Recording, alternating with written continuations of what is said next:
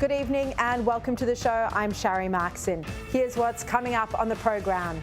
Israel launches its ground offensive in Gaza as anti-Semitism reaches crisis point, both at home and abroad. Former Israeli ambassador to Australia, Mark Sofer, will give the latest from Israel, and lawyer Natasha Hodsdorf will join me after she went viral for taking on the BBC.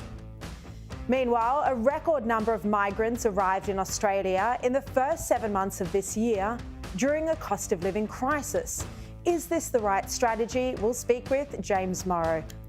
And the Prime Minister is jetting off on another international trip by the end of the week. But is he ignoring too many problems here at home? Joe Hildebrand and Andrew Carswell will join me soon. But first tonight, Benjamin Netanyahu enters the second phase of the war 3 weeks after the terror attacks. This comes as massive pro-Palestinian protests unfold internationally, sparking an explosion in anti-Semitism that's putting lives at risk. The wave of anti-Semitism the world is now experiencing is the worst since the wake of the Holocaust. This can't be underestimated, and clearly national leaders from sensible nations like ours need to do more than speak out of both sides of their mouths on this conflict. And as strongly as possible, they need to denounce anti-Semitism in both words and actions. As I say, it is at crisis point, and we need global leadership to say that these anti-Semitic protests aren't okay. The defence of terror group Hamas is not okay, and the calls for Palestine to replace Israel are not okay. A mob of pro-Palestinian protesters overran an airport in Russia's Dagestan region, hunting for Jews who they thought were arriving from Israel. In truly shocking scenes, these activists overran a hotel in search of Jewish guests, and they stormed the airport after rumours flights from Tel Aviv were landing. The dangerous mob went from plane to plane, from hotel room to hotel room in search of Jews. Terrified passengers hid inside planes or in the airport, fearing an attack. You can see in the videos that hundreds of young men held anti-Semitic signs, including those saying, "We're against Jewish refugees."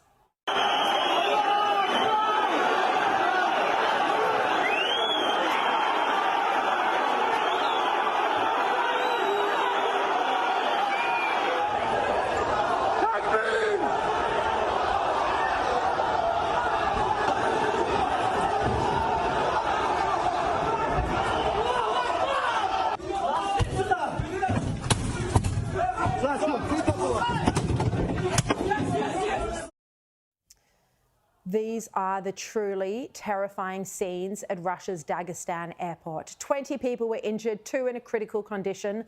The Guardian reports that local religious authorities are now suggesting they might need to evacuate 800 Jewish families from across Dagestan.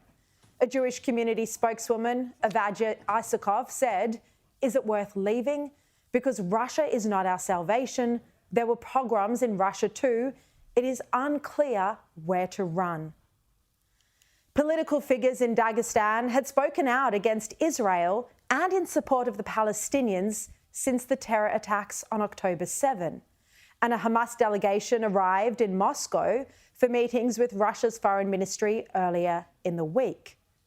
So people like Anthony Albanese and Penny Wong need to reflect on this and understand that the words of national leaders matter. And this, what we've seen at this airport, is not an isolated incident. There were Arabic men in Melbourne 2 weeks ago on the hunt for Jews. A man has been charged with threatening to kill Jewish teenagers in Sydney's suburbs. And every protest that other journalists inexplicably describe as peaceful is filled with vile Jew hatred. A demonstration in Melbourne CBD included a group of people dressed in black giving Nazi salutes and marching. They gave the Nazi salute as they boarded the train at Flinders Station, shouting racist insults and singing songs about white supremacy. Also in Melbourne, a wine bar and community radio station had a pro-Palestinian event where they made banners describing Israelis as dumb white dogs, and they say abolish Israel. That is very clearly calling for the destruction of the Jewish state. And in Sydney, just on the weekend, the pro-Palestinian protests carried this sign. As you can read, it says, "Please keep the world clean from Jews." This is quite simply, blatantly calling for the annihilation of the Jewish people. In New York, a group of Jewish students locked themselves in the library at the New York City College to escape a braying mob of pro-Palestinian activists. The activists started in the lobby chanting "Free, Free Palestine." Then they stormed upstairs. They hammered on the door of the library where the Jews had taken refuge. This in Manhattan, New York. Have a look at the video.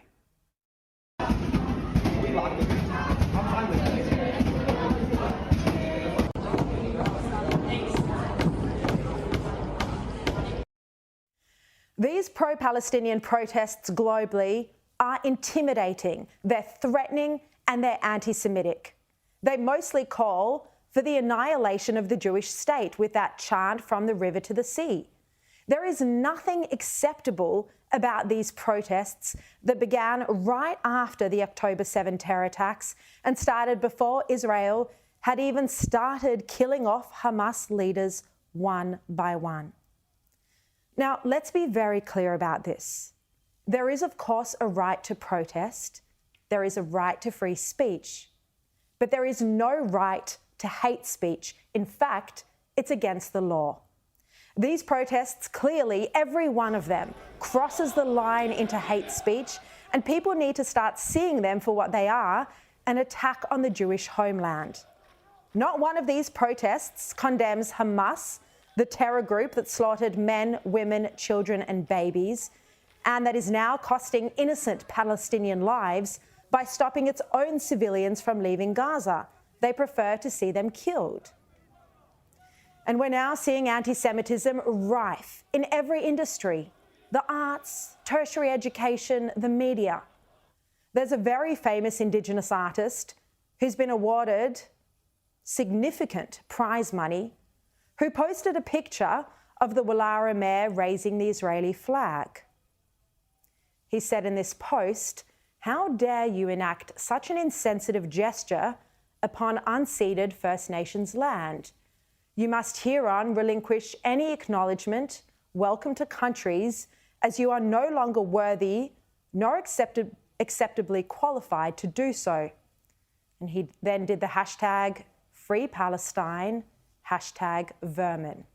Vermin. That is blatantly anti-Semitic. Do I have to even say it? Comparing Jews to rodents, to rats? This is 2023.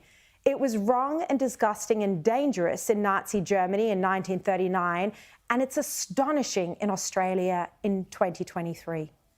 Now, when I contacted this Indigenous artist today, he claimed he'd been hacked and wasn't responsible for this post or any others. He said very clearly that he wasn't anti-Semitic and had a lot of Jewish friends who he supported.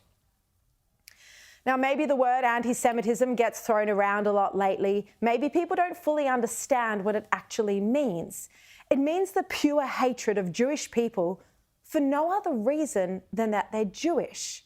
And historically, it's often been accompanied by the slaughter of the Jewish people. Well, with this clear rise in anti-Semitism, how are our political leaders in Australia responding?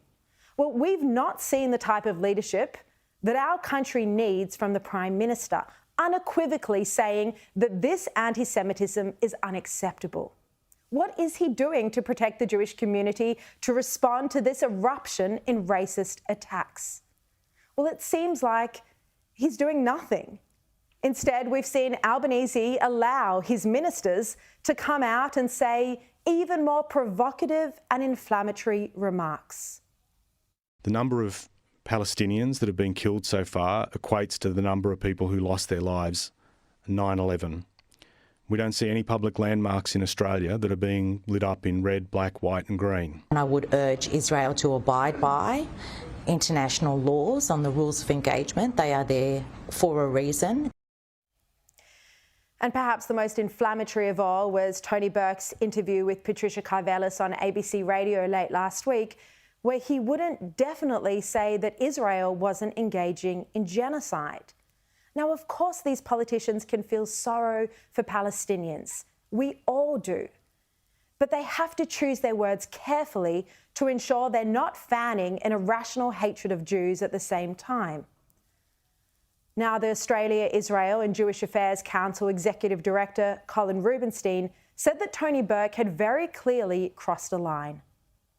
Mr. Burke really crossed the line in not firmly repudiating suggestions that Israel is not only an apartheid society, but somehow he didn't repudiate the question about whether they were committing genocide.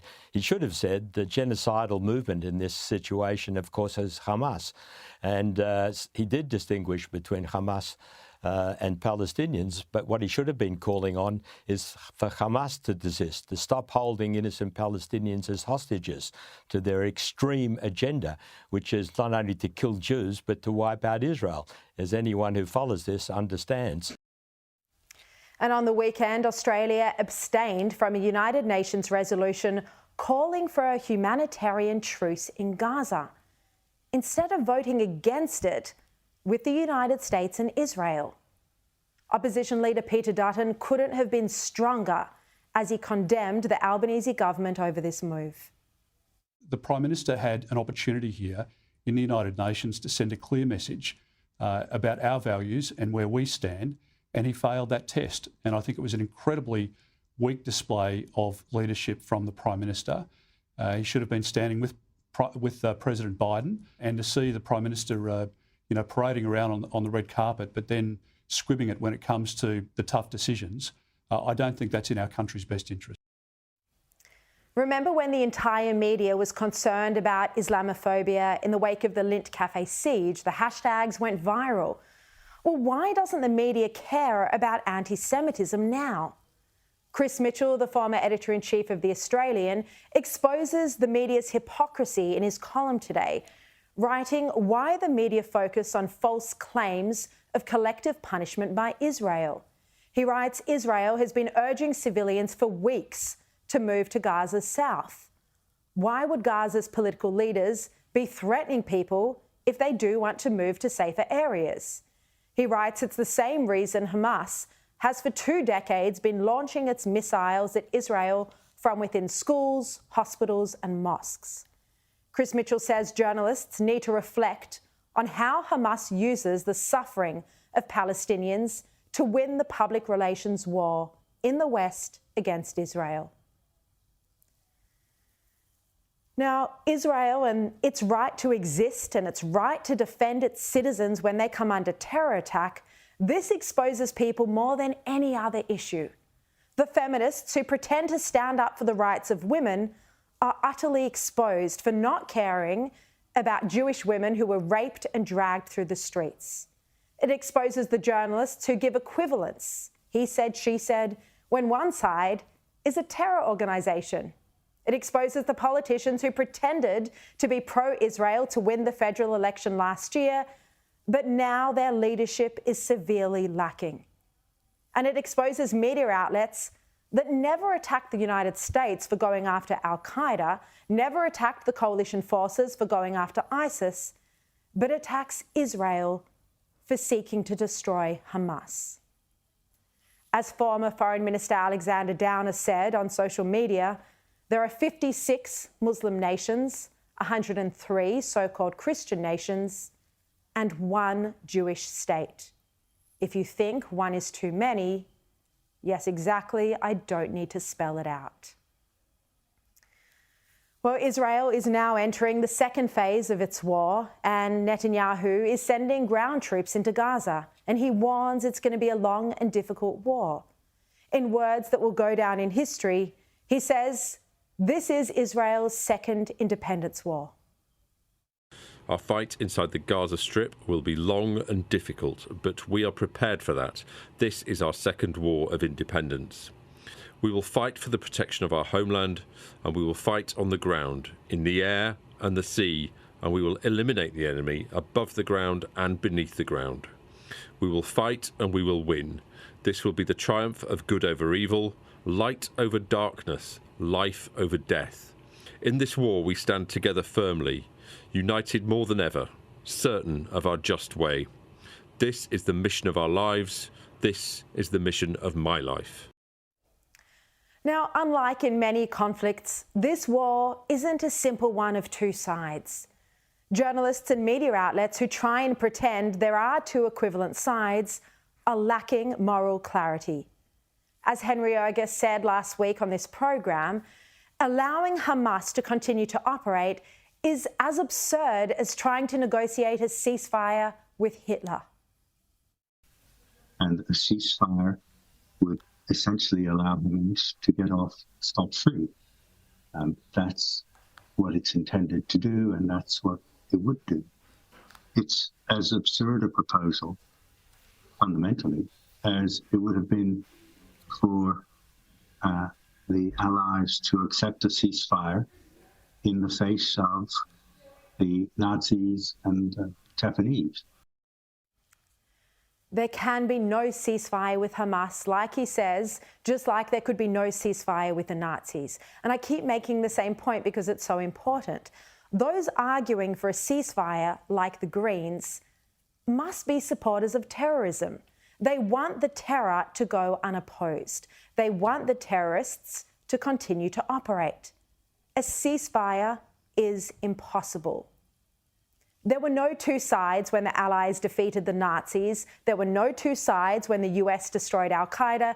And there are no two sides now. You either support the right of a Jewish home state to exist, free from terror, or you don't.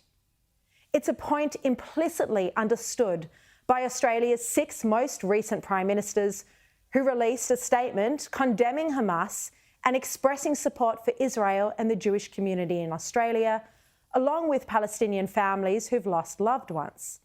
John Howard, Kevin Rudd, Julia Gillard, Tony Abbott, Malcolm Turnbull and Scott Morrison all signed a 2-page statement, too long to read in full now, but an extract from it says this: "Whatever is happening elsewhere in the world, there is no place in our country for racial or religious hatred, and there is no more tenaciously evil hatred than anti-Semitism.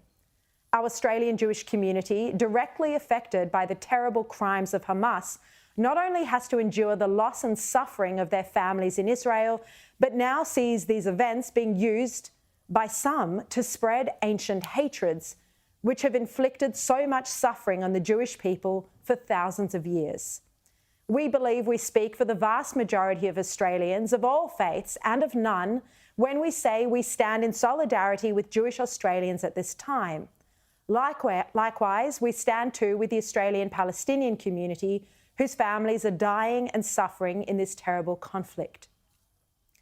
The Prime Ministers went on to speak about October 7. They spoke about the terror attacks by Hamas, saying it was the single largest massacre of Jewish people since the Holocaust. They described it as grotesque cruelty and violence that they said was comparable to that of ISIS. Then they spoke about how Hamas sought to terrify Israel, and I quote, "But they also sought to provoke Israel into a reaction that would kill countless innocent civilians in Gaza. The Hamas terrorists have no more interest in the safety of Palestinians than they do of Israelis. They want Israel to invade and bomb Gaza. They want to be able to point to thousands of Palestinian casualties from Israeli military action." And on it goes, our 6 most recent Prime Ministers. But why do our former Prime Ministers feel the need to show leadership on this issue? It's because it's sorely lacking from our current government that utterly fails to understand the trauma the Jewish community is feeling right now from the attacks on its homeland and this crisis of anti-Semitism. The fact that these former Prime Ministers had to sign that statement is an indictment on Albanese and Wong's leadership on this war, and also their absolute lack of moral clarity when it comes to Islamic terrorism and the very existence of Israel. In terms of saving lives, the international community now need to put pressure on Hamas to allow Palestinian civilians to evacuate. They need to put pressure on Hamas and on Qatar and Turkey, which are providing safe harbour for Hamas leaders, to release the innocent Jewish hostages. The international community needs to put pressure on Egypt to open up the Rafah crossing for a humanitarian exit for refugees. And they also need to put pressure on Hamas to stop taking aid, fuel and power for its terror attacks and instead provide it to its citizens. But Israel does have a duty, just like the Allies did during World War II, to defeat the terrorists who threaten not only the Jews but all of us, including the Palestinians who are subject to their ruthless tyranny.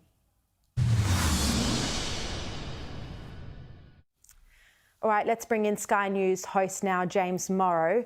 James, thanks for your time. Look, as I just spoke about, all the living prime ministers, except for Paul Keating, have signed a statement condemning Hamas very clearly. Why can't Anthony Albanese and Penny Wong show the sort of leadership that these former prime ministers have shown in a beautifully worded two-page statement? Yeah, well, look, Sharri, I mean, I think the answers to that is fairly obvious, and it has to do with the internal politics of the Labour Party. A couple of issues. Number one, the demographics of a number of Labour seats in places like Western Sydney are very sympathetic to the Palestinian cause, if not the Hamas cause. Number two, Labour is being attacked on its left flank by the Greens, which are very much virulently anti-Israel and pro-Palestinian.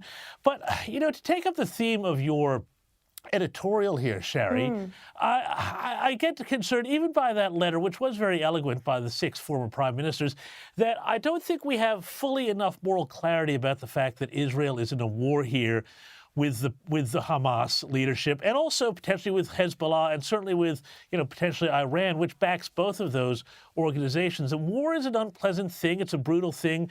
But Hamas, not Israel, is responsible when these civilians die. You know, they have it in their power to give up their leadership. They have it in their power to give up and give back the hostages that they are holding. You know, what we are hearing from so many people right now is just the height of hypocrisy. After Pearl Harbor, you didn't hear people say, oh, you know, we've got to hold a ceasefire here because, you know, Japan, you know, look, they had a few issues about American sanctions in the Pacific and oil sales and all of that.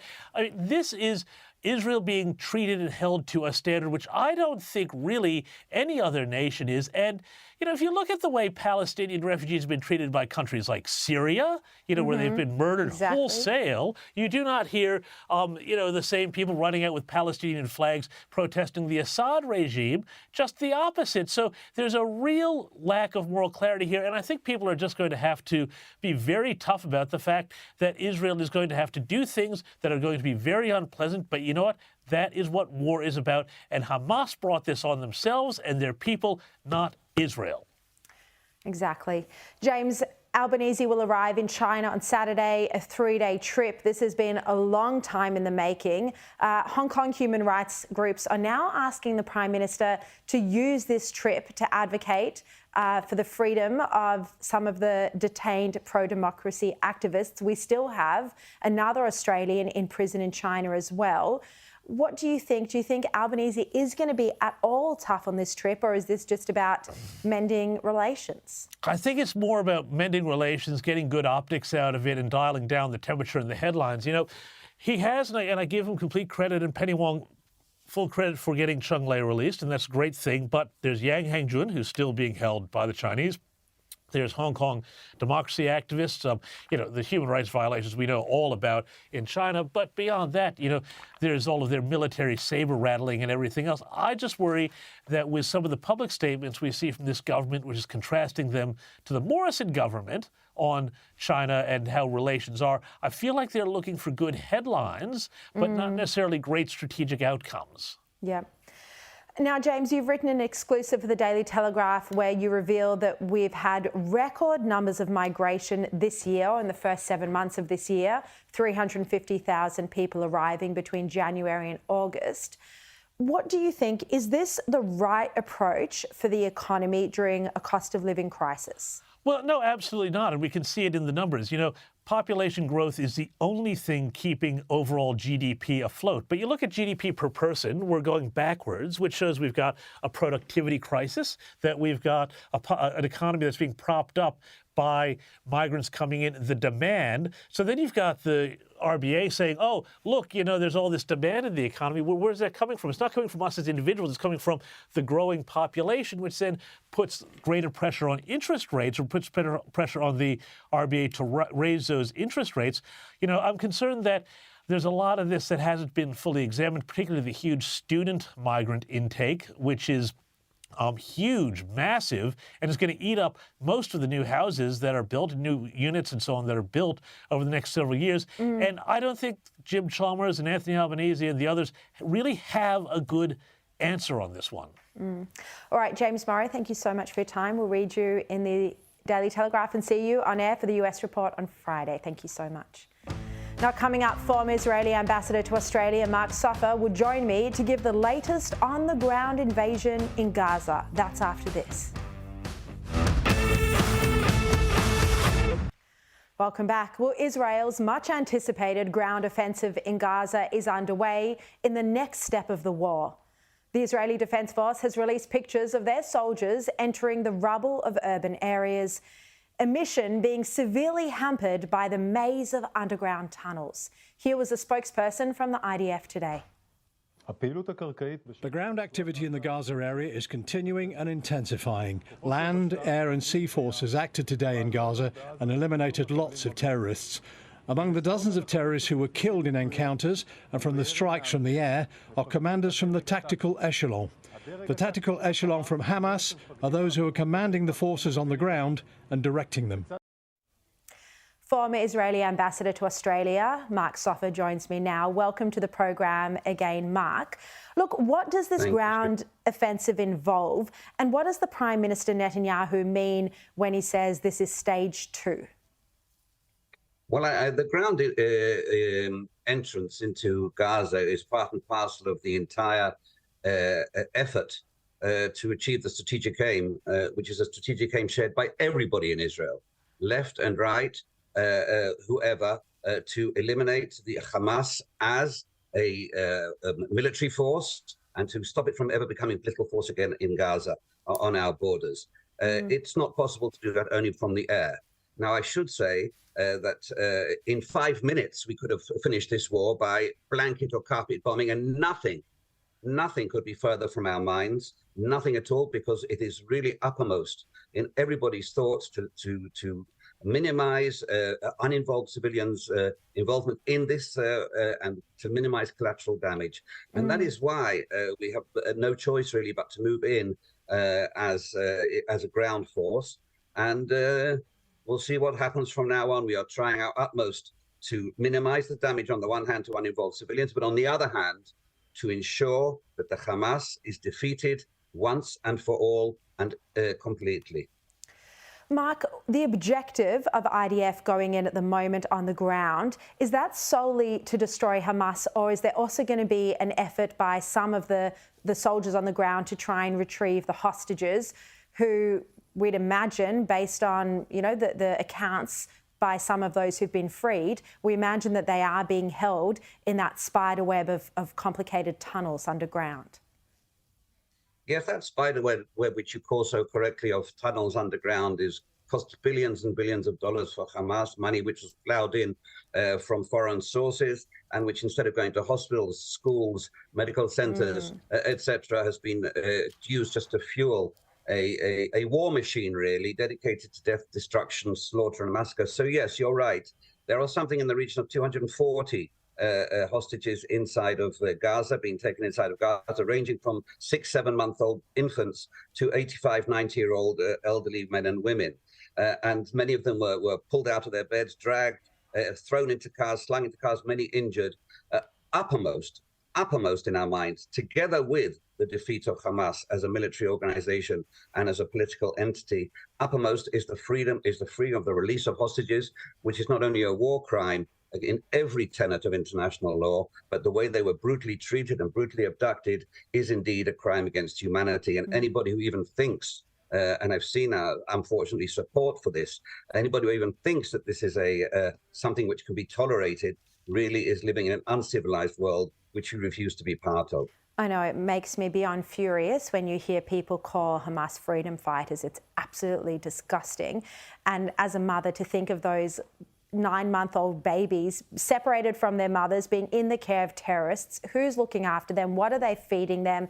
Are they changing their nappies? I mean, it's traumatizing, for those parents, even if their children are still alive. There has been pressure on Netanyahu to do more to get the hostages back. There was one suggestion that Israel should release the 10,000 Palestinians that it holds in prisons. I mean, clearly this is a completely different set of circumstances. The 10,000 Palestinians, many of them, or over half, are held on national security grounds. They're soldiers, they're fighters. They're not innocent family members who, as you say, were taken from, violently ripped from their beds. But what is happening to bring the hostages home? What is Israel doing? Well, there is no offer on the table, Sharri, to actually make this we'll release the hostages if you release all the Palestinian terrorists, really, or security threats that we have arrested inside of Israel. There is no offer like that on the table from Hamas, obviously, which has just spent 3 or 4 days going on the rampage, pogrom. You mentioned earlier Nazi Germany, whatever you want to call it, there is no offer such as that on the table. So not only that, I should say, but the Red Cross has been completely and utterly refused to even visit any of the hostages. Yes, they are being held mainly in the tunnels, but as far as I can see from press reports and others, under the hospitals to ensure that we don't actually take them out from there. So it's a very, very complex issue, and it's being, we are not negotiating with Hamas. I stress that in every way. Israel, and I'm not a government spokesman, Israel is not negotiating with Hamas. Other countries are, and Hamas is playing it as a cynical game, releasing 2 here, releasing 2 there. Perhaps he'll stop the ground offensive or whatever. And they are quite simply not serious. They're not serious because we're talking here of a rabid jihadist slaughter machine. Exactly. And so we don't expect them to also come to us with serious civilized thinking. That's not going to happen under any circumstances with people such as that. Mark Suffer, thank you so much for your time. We'll have you on the program again as this conflict, as this war continues. Thank you so much. Thank you so much, Sharri. Still to come, Anthony Albanese is going ahead with his international diplomacy tour. China's next. But is he avoiding his duties at home? Joe Hildebrand and Andrew Carswell will join me after this. If you're just tuning in, here are the top stories you need to know tonight. All living former Australian Prime Ministers, with the exception of Paul Keating, signed a joint statement in support of Israel and Australia's Jewish community.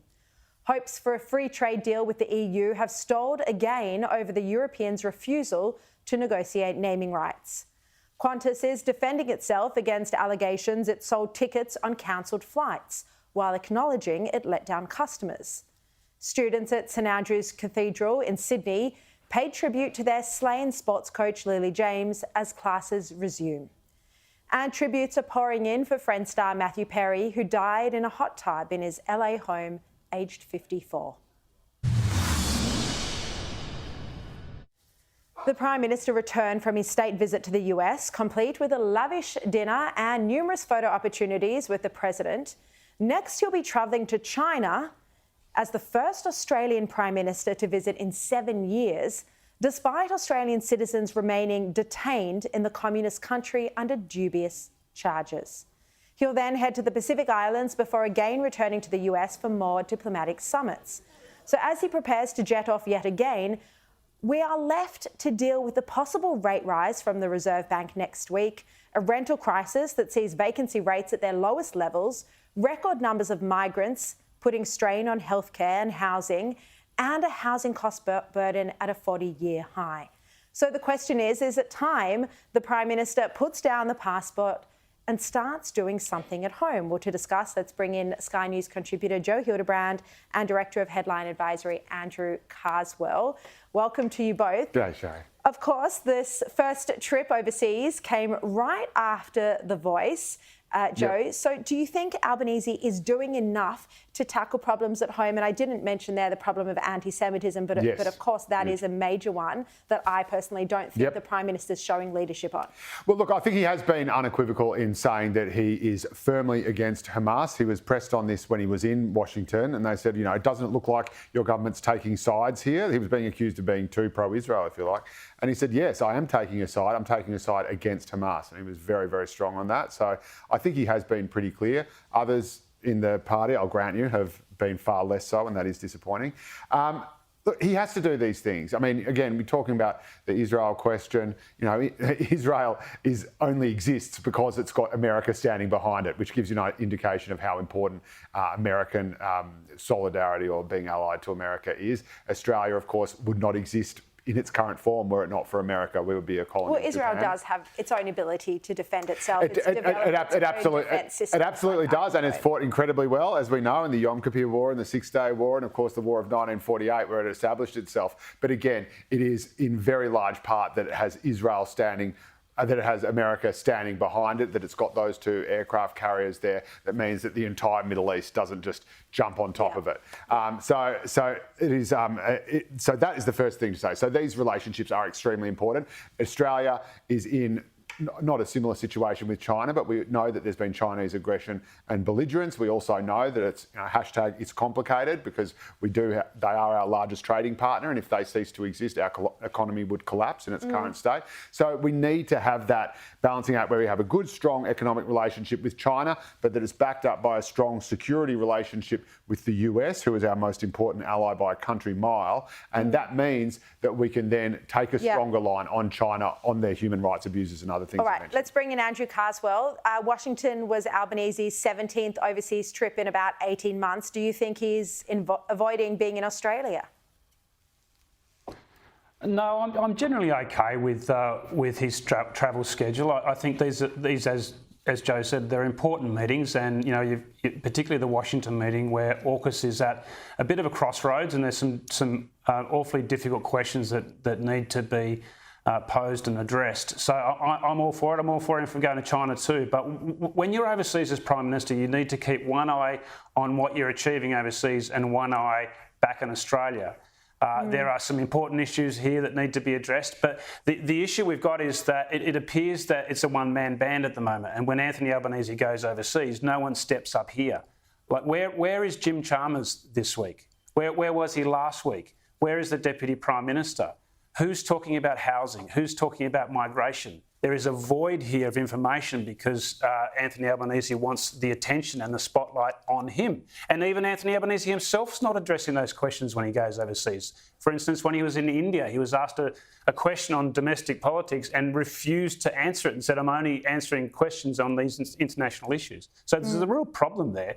And it's not like the government is, in storm waters, or it's not like the government's about to cast itself on the rocks. It's like the ship's been pulled into a bay and they've dropped anchors. They actually don't know where they're going.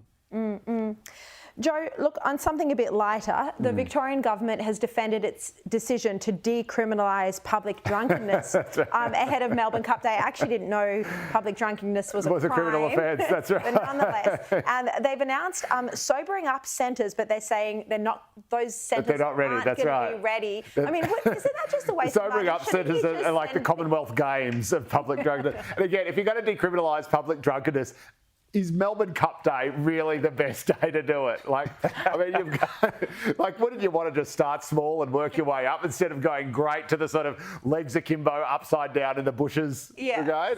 But look, I just cannot wait to see where this ends up.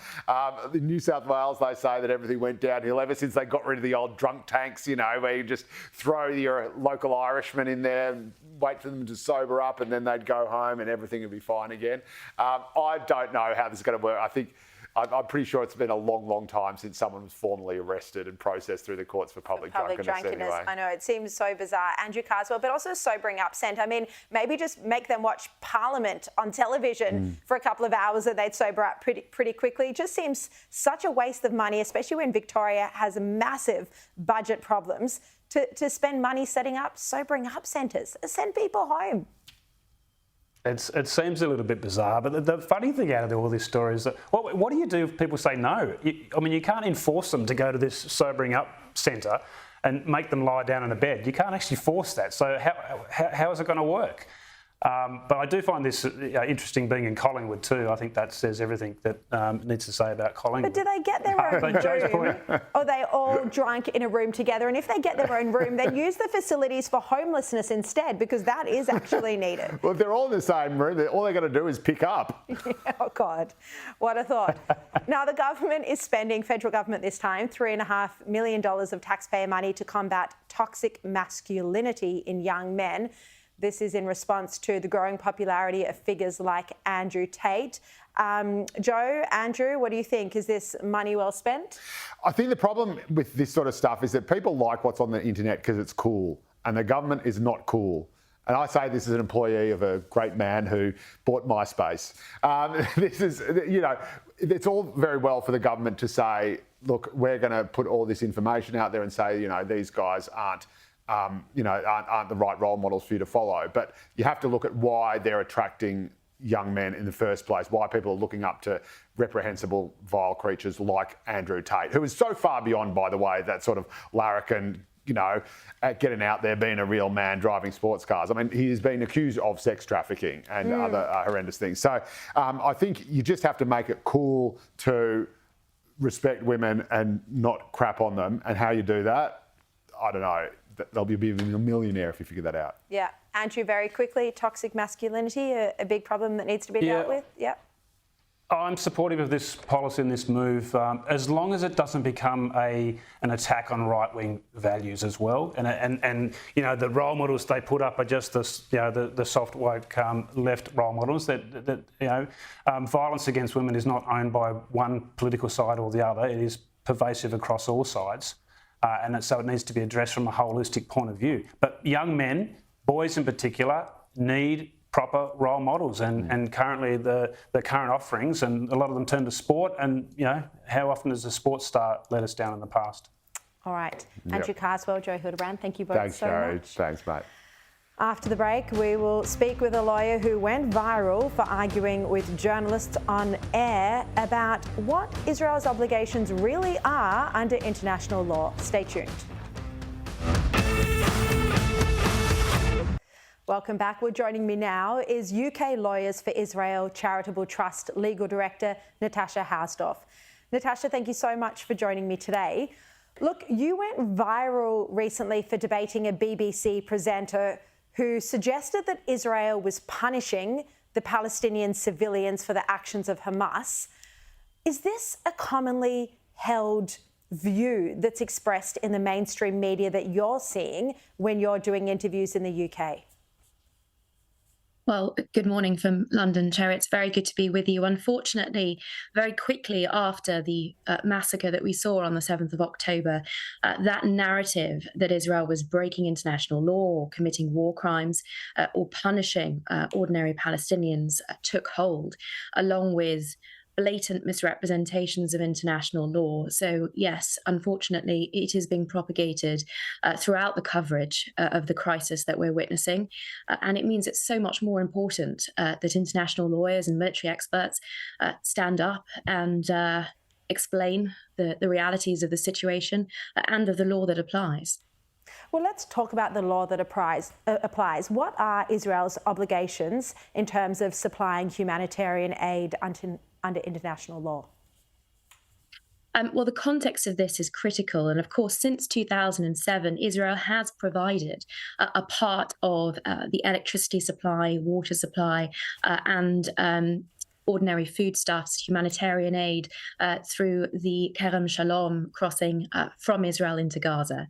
And this has continued despite the Hamas aims of destroying Israeli infrastructure that supports these operations and, of course, carrying out its genocidal initiatives against the Jewish population. What we have seen is a cessation of this in the context of the war that Israel is fighting against Hamas. Certainly, there is no international legal obligation for Israel to provide any supply to Hamas. There isn't even an obligation under international law to provide, for Israel specifically, to provide humanitarian aid, although, of course, it has done precisely this, not just in the course of hostilities with Hamas terrorists, but in the course of the 7 years, since 2007, the 16 years that Hamas has controlled Gaza. Israel's only obligation is to facilitate the provision of humanitarian aid by third parties, where, and this is a critical qualification, which is, it seems, always missed, where this aid will not be diverted to Hamas.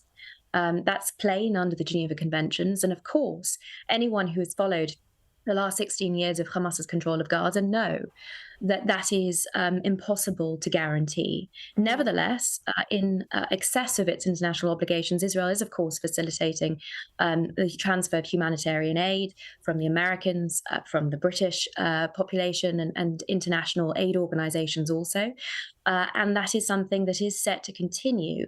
The difficulty here, putting aside the international obligations legally for a moment, is that, of course, Hamas has a documented history of diverting these supplies and of using it to bolster its terror infrastructure. Reports now that water and fuel exists aplenty in some parts of Gaza, but it is being diverted by Hamas to facilitate its terror operations. And that is unfortunately the situation that we're seeing on the ground. Exactly. There's not enough power to run generators in the hospitals in Gaza, but there's enough power to send rockets over into Israel. So clearly Hamas is continuing to exploit international aid for terrorism. And Natasha, the ICC is investigating Israel for alleged war crimes. They claim they're independent and unbiased in their prosecution. What are your views? Well, we saw a really shameful display from the prosecutor of the International Criminal Court yesterday, where he travelled to the Rafah crossing and sought to draw a moral equivalence between what we saw on the 7th of October, the atrocities that he called alleged war crimes, if you can believe it, by Hamas and other Palestinian terrorist organizations. Of course, we mustn't forget Palestinian Islamic Jihad, PFLP members, those affiliated with Fatah, the PLO, the so-called moderates in this equation were also involved in the massacre on the 7th of October and the continuing rocket fire from Gaza onto Israeli civilian communities. So unfortunately, for the first statement and the first press conference given by the prosecutor of the International Criminal Court, the focus on supposed Israeli war crimes here is incredibly disturbing. It follows, unfortunately, a consistent practice that we have seen across international legal organizations, institutions, of attributing an evil intent to Israel that is not borne out by the evidence. And it is on that basis that these allegations are made across the United Nations. We saw similar shameful statements coming out of the UN Secretary General. Despite his attempts to backpedal that, the intent is plain from him seeking to rationalise the attack. Absolutely. These international bodies are completely appalling. I apologise for cutting you off, Natasha. We're out of time, but you have made so much sense. So thank you very much for joining us.